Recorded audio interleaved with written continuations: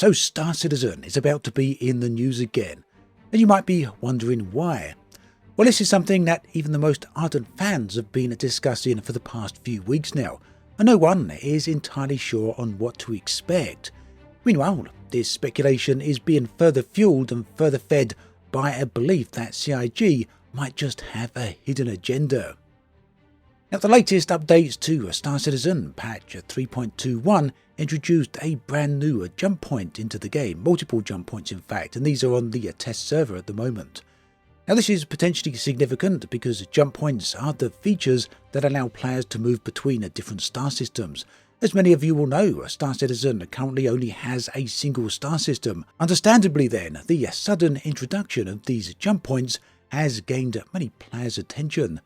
However, the jump point assets right now are not only graphically unfinished, they're also non-functional. Nevertheless, their introduction has led to a swath of forum and Reddit speculation, which has been further fueled by a selection of speculative videos from Star Citizen content creators. And meanwhile, if you're finding this video interesting, please do consider liking and subscribing. It genuinely does help both the video as well as the channel. Now, the speculation is that just maybe the long-awaited star system of Pyro is about to be added into Star Citizen. Pyro, which was announced all the way back in 2019, yet despite the addition of the non-functional jump points, no one yet knows if this speculation has any basis in reality. Now, there's plenty of discussions online, both for and against both sides of this argument. Some suggest that it's way past time, others factually point out that Pyro is still dependent upon unreleased server technology such as server mesh, and that this is going to need to be introduced into the game first. Either way, fortunately, the answer to the question may be coming very soon. This year's CitizenCon is scheduled for the 21st and 22nd of October. The two-day convention will be a physical event. This is the first physical event in 4 years for Star Citizen. It's taking place in the LA Convention Center West Hall, a massive 19,572 square meter room that can seat 15,000 people. Tickets are currently on sale at a price of just under £160, but obviously CIG aren't expecting 15,000 of people to turn up. However, they have posted a floor plan for the event. Now, from this floor plan, we can see that most of it is community and merch booths.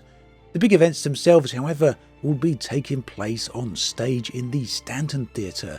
This is where things really do start to get interesting for all these discussions that we've been seeing over the past few days, and it's where people feel CIG may have this secret hidden agenda. Now, like most conventions of this nature, this event will have a selection of showcases. The newly posted event schedule gives us insight as to what to expect here. Now, there's going to be a lot of different showcases here, and they're going to be covering a whole range of different things, from Star Citizen's engine, the Star Engine, whilst others will be revealing new ships, likely at pretty high prices. After all, that's the norm for these things, right?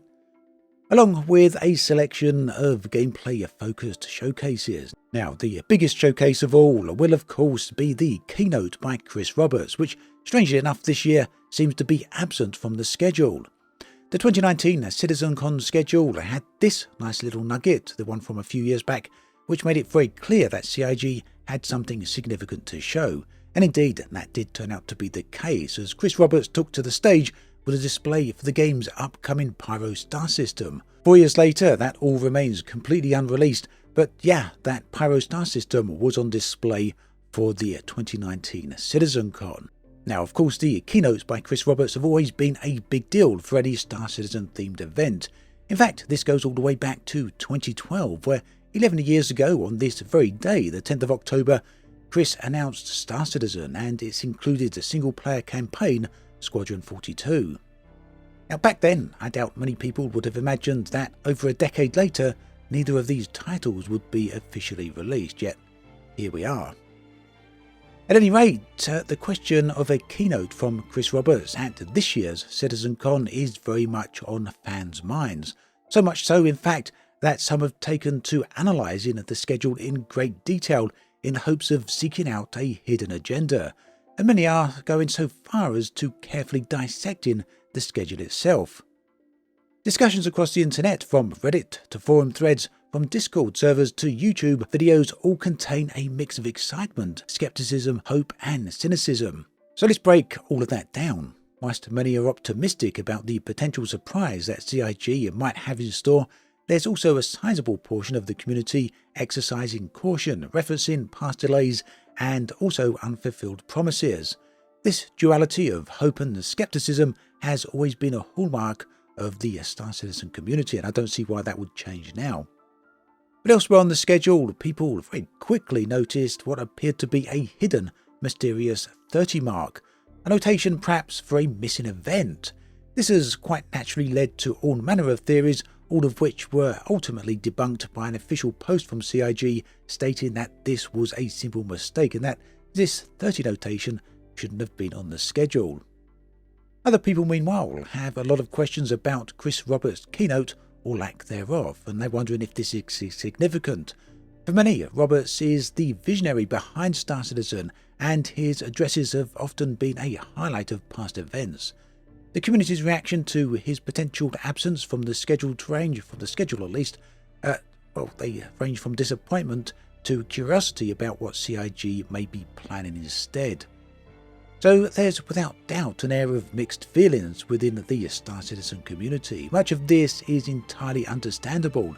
The desire for both new content and new information is at an all-time high, and the wait for both Squadron 42 and the Pyro system has been extremely long, and certainly in the case of Squadron 42, the wait has been longer than even the wait for Starfield. I think it's also worth mentioning here, for those with hope, that the schedule does have a 45-minute closing ceremony on the second day, so there's a key window there for a possible keynote. Ultimately, regardless of what happens at this year's CitizenCon, we could perhaps argue that the event has already succeeded in one aspect, sparking discussions and engagement in the Star Citizen community. So whether CIG meets, exceeds or falls short of expectations, one thing is for sure. CitizenCon 2023 will be an event to watch, not just for the game updates, but also for the community's reactions. I'd love to hear what you think about all of these developments. Do you believe there's a hidden surprise waiting at CitizenCon, or are you setting a more tempered expectations? Do let me know in the comments section below. As always, thanks for watching, and I'll catch you guys and girls next time.